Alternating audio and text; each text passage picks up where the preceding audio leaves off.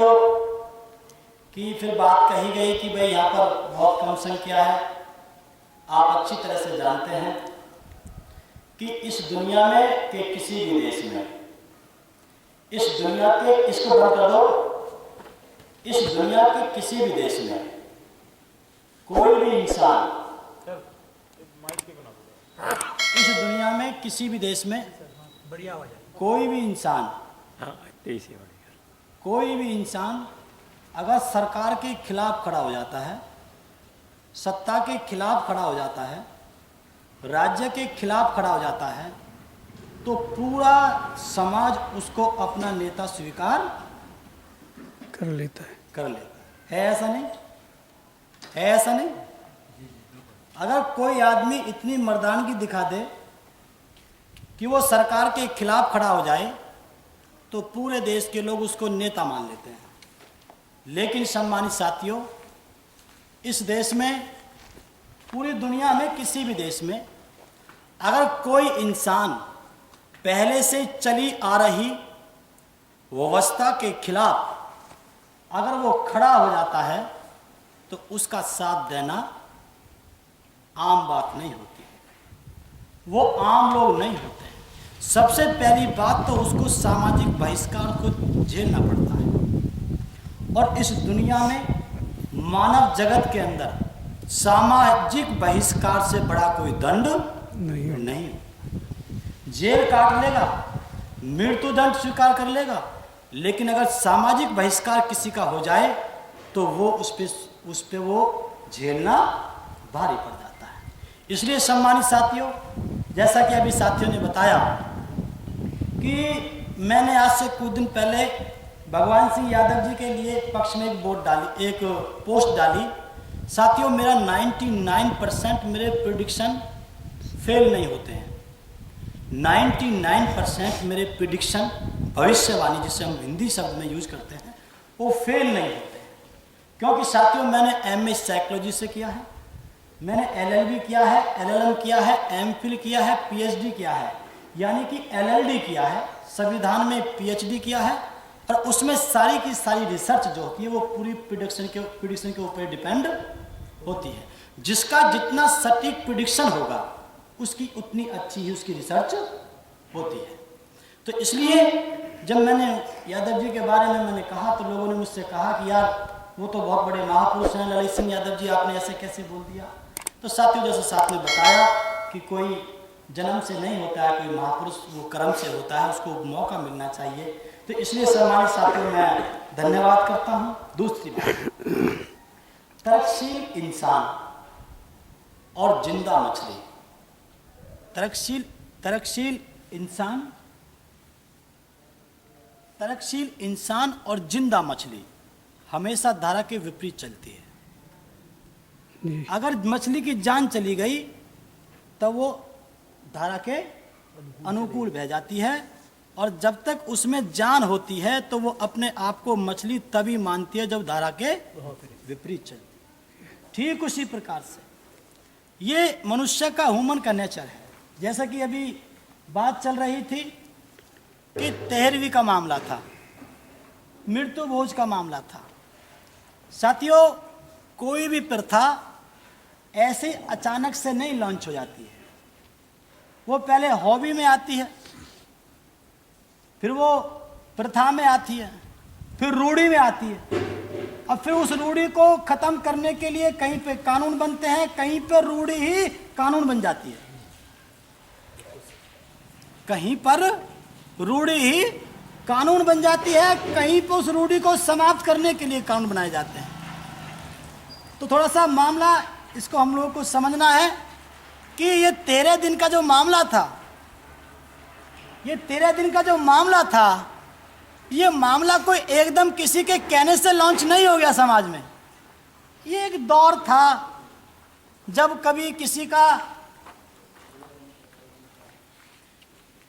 जब कहीं किसी का एक मैसेज बहुत लेट पहुंचता था, किसी की डेथ का मैसेज लेट पहुंचता था, वो गांव, उस गांव में रिश्तेदारी, वहां गया, आया गया, तो ये जो सिस्टम था ये लगभग 13 दिन तक चलता था।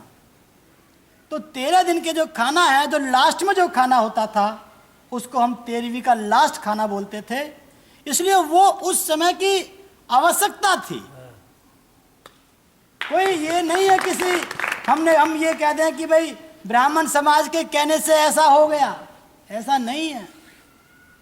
ये ऐसी चीजें, इतनी बड़ी चीजें किसी एक अमुक वर्ग के कहने से या अमुक व्यक्ति के कहने से इतने बड़े समाज में रूढ़ी नहीं बन जाती हैं।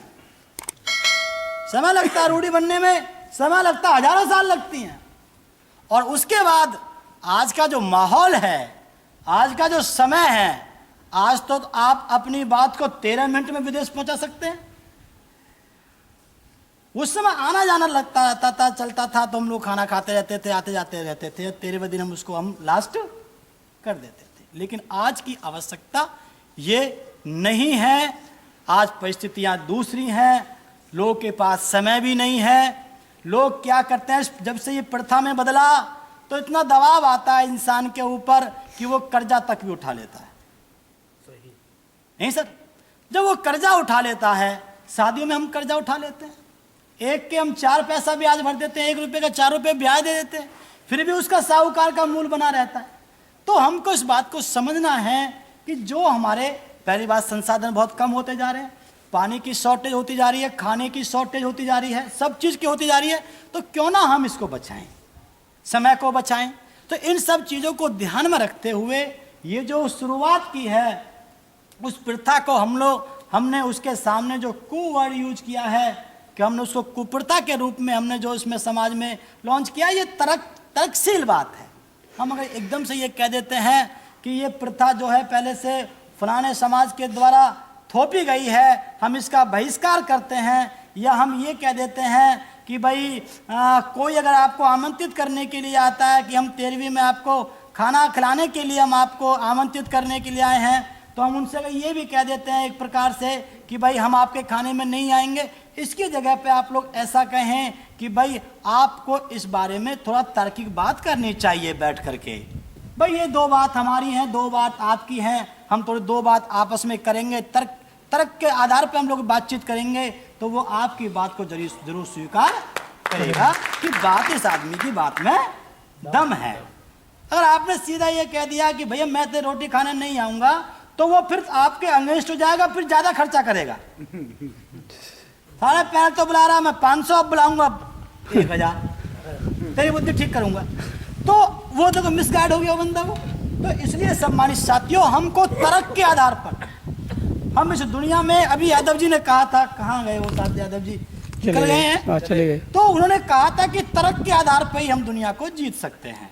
इसलिए सम्मानित साथियों, जो शिक्षा के बारे में बताया, कि सारे महापुरुषों के बारे में बताया, इन लोगों ने तो हमेशा धारा के विपरीत काम किया, धारा के अगेंस्ट में काम किया, धारा के जो है उसको चीरते हुए काम किया। इसलिए मैं धन्यवाद करता हूँ, बाबूजी का धन्यवाद करता हूँ। और रही बात उसकी, अगर वो भीड़ होती तो ये बात हमारी ज्ञान की बात नहीं चल रही होती। लोग रोटी खाते और सब्जी में नमक कम बता के चले जाते। कहते हैं रायता तो है नहीं यार, अब तो कोई सुबह शाम ठंड पड़ती है, सुबह शाम ठंड पड़ती है, अब कोई ठंड जो है दोपहर की थोड़ी ना, बुंदेलखंड में दोपहर ठंड पड़ती नहीं है, रायता नहीं है। तो इसलिए ज्ञान बड़ी चीज है, ज्ञान बड़ी चीज है। इसलिए जो विचार गोष्ठी का ये कार्यक्रम रखा, श्रद्धांजलि कार्यक्रम के साथ साथ मैं यादव जी का धन्यवाद करता हूँ। और अच्छे लोगों की शुरुआत, अच्छे काम की शुरुआत कम ही लोगों से होती है। आप लोग बहुत बड़ी संख्या में इधर पहुँचे, मैं आप सभी का धन्यवाद करता हूँ और स्वागत करता हूँ। और मैं उम्मीद करता हूँ कि इसी प्रकार से आप लोग, हम सब लोगों का, साथियों का, यादव जी का आप लोग मनोबल बढ़ाते रहेंगे। आप विश्वास कीजिए, कुदरत भी आपके पक्ष में होती जा रही है। कुदरत भी आपकी, जो कोई कहता हो कोई शक्ति है, कुछ है, तो वो भी आपके पक्ष में होती जा रही है। जो कुछ लोग सत्ता में बैठे हुए, कुछ लोग जो ये चाह रहे थे कि एक एक करके वो तोड़ लेंगे, देखो आपको समझना पड़ेगा, वो एक एक करके तोड़ना चाहते थे। अभी जो कल परसों जो ये घटना चल रही है, वो किसान वाली, बाबूजी, जो किसान वाला जो मामला चल रहा है, आप उसका आप स्टडी कीजिए। आप लोग एक एक करके तोड़ना चाहते थे ये लोग। पहले क्या हुआ, पहले SC/ST एक्ट पे वार किया। जब SC/ST एक्ट पे वार होगा तो फिर बाहर कौन निकलेगा रोड पे? Only SC/ST। है ऐसा नहीं? केवल SC/ST होगा। उसके बाद में उसको अलग कर दिया, फिर मुस्लिम पे वार किया, फिर मुस्लिम पे वार किया। अभी कौन बाहर निकलेगा? Only Muslim. अब क्या कर दिया? अगर किसानी में देखा जाए तो जो राजस्थान, हरियाणा, पंजाब और पश्चिमी उत्तर प्रदेश, इस पे 80% जो वहां की लैंड है, जो कृषि योग्य जो भूमि है, वो OBC समाज पर है। क्यों जी बताओ? है या नहीं? वो OBC समाज पर है। तो अब उसने किसान पे जाकर के, किसान के बहाने, किसान तो बहाना है, उसने उस पे जाके वार किया। तो इस प्रकार से वो तोड़ करके समाज के अंदर फूट डालना चाहते थे। लेकिन कुदरत का करिश्मा है कि महेंद्र सिंह टिकैत जी के जो लड़के हैं, राकेश सिंह टिकैत, उस कुदरत ने ऐसे आंसू के रूप में ऐसे निकले कि वो आंदोलन जो दब रहा था वो फिर से उठ गया। ये कुदरत का करिश्मा है। तो इस प्रकार से सम्मानित साथियों, हमारे ब्राह्मण समाज के भाई भी इस बात को लेकर चिंतित हैं। नुकसान उनका भी होने जा रहा है, पूरा देश कॉर्पोरेट बनने जा रहा है, तो उससे भी हमको बचाना है। क्षत्रिय समाज के लोग भी परेशान हैं। और शायद अभी बताया आपके चेयरमैन साहब वो थे, वो भी सब साथियों, बुद्धिजीवी लोग की कोई जाति नहीं होती है। इस देश में फिर से एक नए राष्ट्र का निर्माण होगा।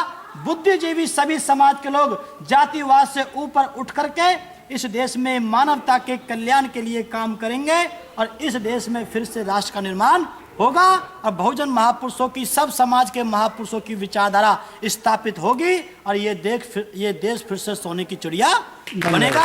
मैं धन्यवाद करता हूँ सभी के साथियों का। आप लोगों ने मुझको सुना, सबका धन्यवाद करते हुए मैं अपनी वाणी